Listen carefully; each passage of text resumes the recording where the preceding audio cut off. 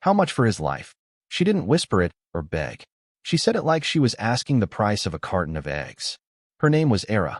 She was 7, and somehow she was the only person in Seoul who didn't seem to realize she had just walked into something ugly, something that was about to turn into a graveyard. Kang Tae-jin looked down at her. This wasn't a man people talked to like that. He ran the law of blood, and when there was a problem, he dealt with it, either with money or a bullet. But right now, he just stood there, staring at her. "Go home, kid," he said. Era didn't move. She reached into her yellow raincoat and pulled out a few wet, crumpled bills, everything she had. "I have $3, she said, glancing at the man on the ground. "Is that enough to make you a good man today?" One of the guards almost missed a step, and another suddenly found the rain on the asphalt really interesting. Tae-jin tilted his head, his dark eyes studying her. "You even know who I am?" Era looked him over, calm and steady, not scared, not impressed, just looking. "No," she said simply. "But I know what you're doing. And my mom says being scary doesn't make you right. So, are you going to take the money or not?" The rain kept falling around them and nobody moved, not even a little. If you like stories where the quietest person ends up being the strongest, the kind that makes you stop and think about what loyalty and courage really mean, then stick with me, because what Kang Tae-jin does next, you won't see it coming. Now let's get started. The rain in Seoul didn't just fall. It felt like the whole sky was dumping onto the pavement. Kang Tae-jin stood in the middle of a circle of 12 black cars, not flinching at the cold at all. He was the cold. To his men, he wasn't just a boss. He was a ghost who ran a criminal empire like a machine. He didn't make mistakes, he didn't show mercy, and behind him 50 men in sharp suits stood perfectly still. They didn't move, didn't whisper, barely even breathed until he gave them a reason. On the wet ground in front of him was Min Kyu, who had been caught stealing money from the boss. He wasn't crying or begging because he knew Tae-jin better than that. Saying, "I'm sorry," didn't mean anything here. Tae-jin fixed his sleeve, looking bored more than angry, and said, "You traded your life for a little bit of money, Min Kyu. I thought you were smarter than that." He reached into his jacket, and his men shifted slightly, knowing what was coming. This was Tae-jin's world, a throne of glass. From the outside it looked shiny and powerful, but it was built on fear. If anyone stepped out of line, the glass would shatter. Tae-jin lived for that fear. He loved the silence it created. He raised his hand, signaling his guards to finish the job, everything going exactly as planned, dark, quiet, and under his control. Then he heard a sound that didn't belong. Splash. A small rubber boot hitting a puddle broke the silence. Tae-jin froze, his hand still raised, and out of the corner of his eye he saw a flash of bright yellow. A little girl was walking straight through his line of killers, looking at them like they were just trees in a Min Kyu. For the first time in 20 years, the man who feared nothing felt his heart skip a beat. The glass was starting to crack. The little girl in the yellow raincoat didn't stop until she stood right between Tae-jin and the man on the ground. Tiny, her red boots muddy, she looked completely ordinary to herself, but to Tae-jin's men she was a ghost. Tae-jin looked down at her, his hand still raised, suddenly feeling awkward in the air. "Kid," he said, his voice rough, "move." Era didn't move. She looked at Min Kyu pressed against the wet asphalt, then back up at Tae-jin. Her eyes weren't scared, they were calm, almost sad. "Is he in trouble?" she asked. "He broke the rules," Tae-jin said, narrowing his eyes. "In my world, when you break the rules, you pay." Era reached into the deep pocket of her raincoat. 50 handguns almost cleared their holsters. The men tensed, ready for anything, but she didn't pull out a weapon. Just a small wet ball of paper and a few shiny coins. She held them out. "I have $3, she said. "I was going to buy a snack, but you can have it. Is that enough to pay for him? My mom says everyone deserves a second chance if they're sorry." Silence followed. Even the rain seemed to quiet down. Min Kyu started sobbing quietly into the dirt. Tae-jin stared at the crumpled money in her small palm. It was nothing. It couldn't even buy one of his silk ties, but somehow it felt heavier than all the gold in his vaults. He looked at his men, waiting for the order to push her aside and finish the job. If he let this go, he would look weak. His throne of glass would shake. But looking into Era's honest eyes, he saw something he hadn't in decades, a version of himself before the world made him a monster. Slowly, he lowered his hand. He didn't take the money, but he didn't pull his gun either. "Get up, Min-Kyu," he said, cold but steady. Min-Kyu scrambled to his feet, trembling. "Take the girl's money," Tae-jin said. "Consider it a loan. If I ever see your face in this city again, not even $1 million will save you. Go. Now." Min-Kyu didn't wait. He vanished into the shadows. Tae-jin stood there, soaked, staring at the little girl who had just defeated an army with $3 and a cartoon umbrella. "Go home, Era," he whispered. She smiled, tucked her money back into her pocket, and splashed away through the puddles. Tae-jin watched her leave, knowing everything in his world had just changed. For the first time in years, he wasn't thinking about power.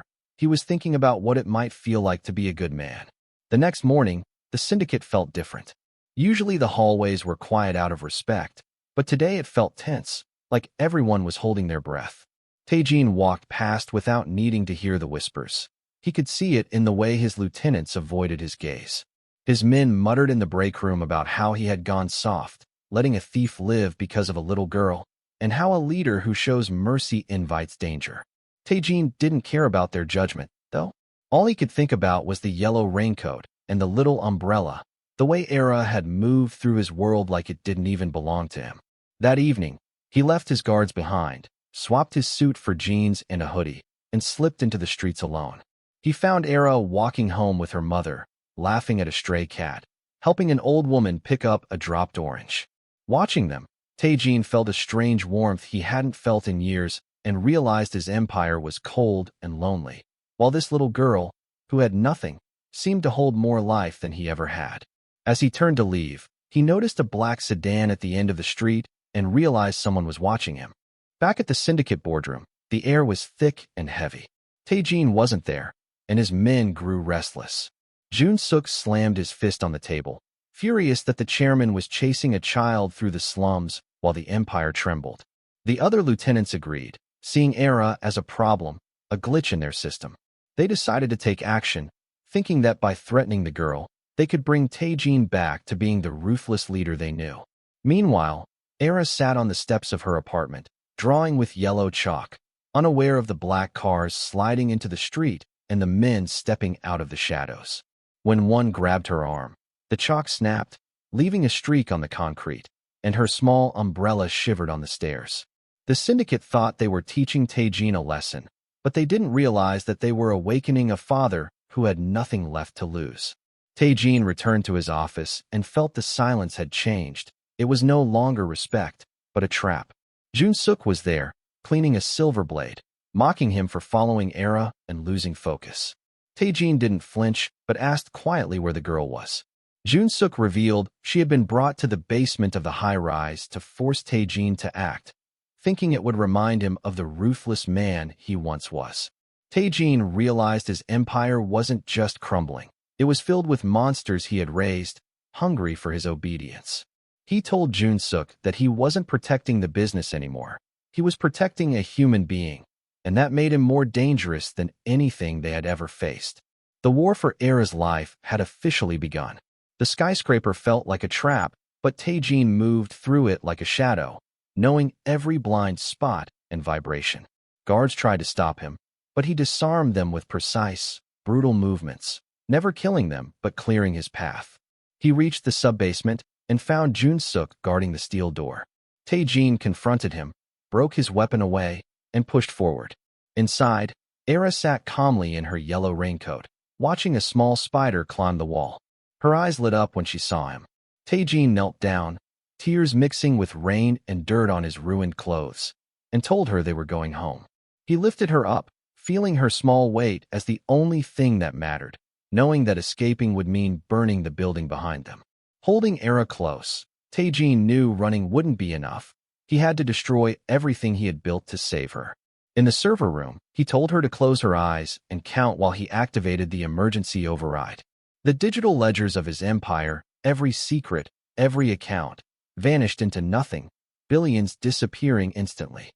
Min-Kyu's flew as he smashed the central cooling unit with a fire axe, smoke and chaos filling the room.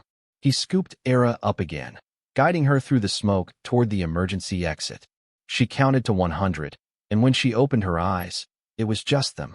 The empire was gone, but they were free, and for the first time, Taejin felt powerful in a way fear could never give. At the city docks, the rain and wind mixed with the smell of salt and iron. Taejin min-queued, keeping Era and her mother safe in the car. When he gave the word, they ran to the freighter that would take them away, a captain who owed Taejin a life waiting. Jun-suk and the remaining men of the old empire chased him, firing and attacking, but Taejin was relentless. He fought to keep them safe, taking hits that would have killed a normal man, disarming men twice his size, and holding the line until the freighter moved away. From the distance, Era's yellow raincoat was a small bright, fading into safety. Exhausted, bruised, and bloody, Taejin knew he had won not by power, but by protecting what truly mattered. The morning after the storm, Seoul was quiet. The syndicate was gone, the ledgers destroyed, and the men who ruled with fear were now scattered and powerless. Taejin had disappeared, a ghost to the police and media. Far away, Era and her mother settled into a sunlit home, receiving a small, anonymous trust fund and a hand-drawn picture of a yellow umbrella, ensuring their safety. Taejin, sitting on a bench by the sea in a quiet village, had no power or empire, no one bowing or fearing him. All he had left was the memory of a little girl in a yellow raincoat who had reminded him what being human felt like. He breathed in the salty air and smiled quietly, finally at peace. In the real world, this story reminds us that influence and leadership aren't just about authority, money, or intimidation. They are about empathy, integrity, and the courage to make the right choice. Just as Era's small act of kindness changed Taejin, even small gestures of compassion or honesty can have a huge impact on individuals, communities, and organizations.